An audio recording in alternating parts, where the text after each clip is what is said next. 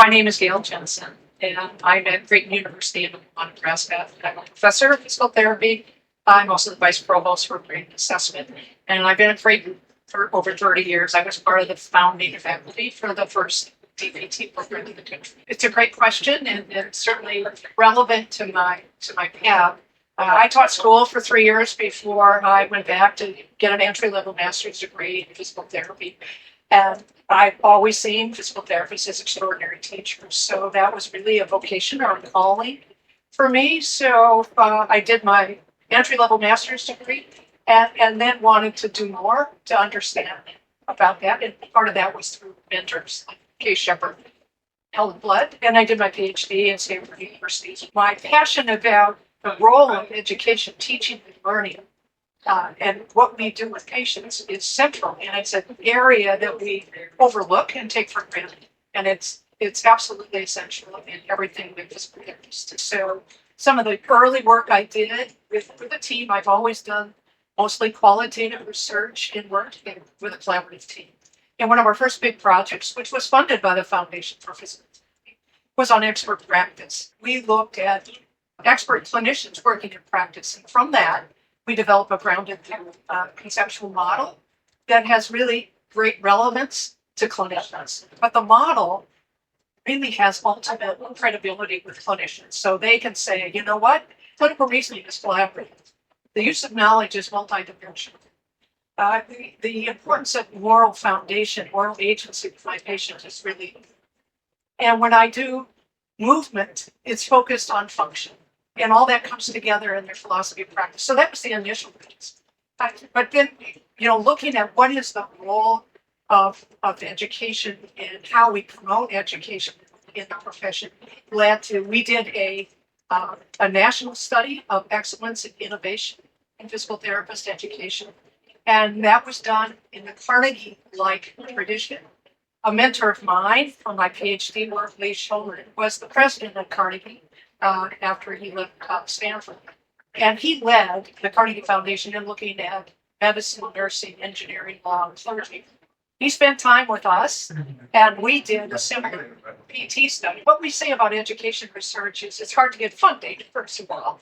And even my mentor, Lee Shulman, when we met with him at the Carnegie Foundation, he said, it's hard to get funding in education research because you're not buying equipment, but you need to bring your team together. And that's what the funding is useful. It also gives recognition to the importance of the projects. We've had far too many one shot. This is what happened at mine. This is what happened in our clinic. And so multi-site work is really, really critical. And so the foundation funding allows you to make that happen. I'd say about education research is the need for us to have more education researchers. And that to me is my current passion. I say this is the work I'm doing in my garden. And so this came out of the Education Leadership Partnership, ELP, and working with Rick Siegel and others, we've developed the Gamer Initiative, which is grant writing in education research. We're now seeing, we've had 5 cohorts, 5 years, and we're seeing such incredible success. Just this past year, 2 of our former Gamer graduates got foundation funding. That's the real deal. I mean, that's a wonderful outcome. And so we need more education researchers. I would say that there's nothing more rewarding than to see young colleagues get grant funding, get a paper published. When I help colleagues with sessions, they always know what I'm going to say. Okay, what's next? How are you going to disseminate? What paper comes out of this? You can't talk more than you write. The lasting contribution is writing a paper, submitting a grant. So that kind of development is really needed. Now, folks, my colleagues in clinical research get developed that way. We don't do such a good job in education research. That's where the foundation can be helpful with the pods work as we move people along. We're building a more robust community. That's essential. I'll start with the expert practice study. So that framework has been used internationally because the conceptual model or grounded theory we put out resonated with clinicians. So other people have used it and cite it or remodel it, which is fine. I think the work we did with the National Study of Excellence and Innovation in Physical Therapist Education, we had 22 action items. Those recommendations, you see people cite the papers. that we made recommendations about the need for standardization and standards of performance. We made a recommendation about the needs for more faculty development and learning sciences. So many of the things that we recommended, you're seeing come forward. Well, I've always felt like scholarship or research is the flip side of teaching. You've got to do both. So we're driven by inquiry, answering questions that we have. What's the problem? We use this in game, or what's the problem? Where's the gap? And who cares about this? And so this goes back to what I first said. My assumption is that physical therapists are excellent teachers, and we need to understand them. And that's where education research comes in.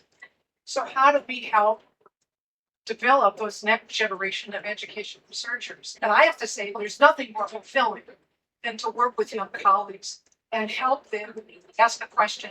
It's exciting. And your question leads to more questions. So that's incredible. And it's so important. It gives you lots of energy. I mean, I want to see more and more people go through Gamer to get more foundation funding.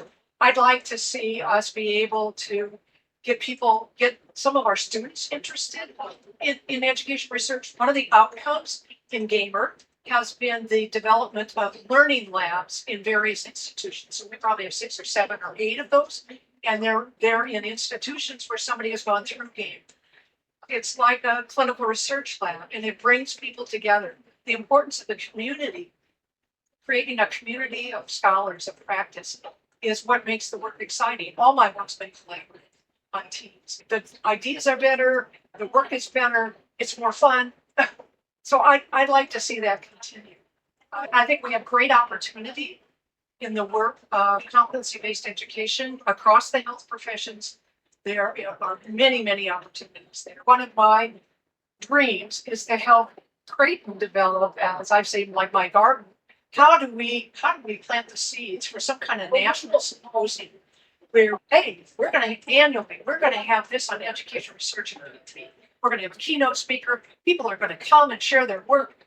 Beyond ELC. That's my dream. I am really committed to make that happen. And I think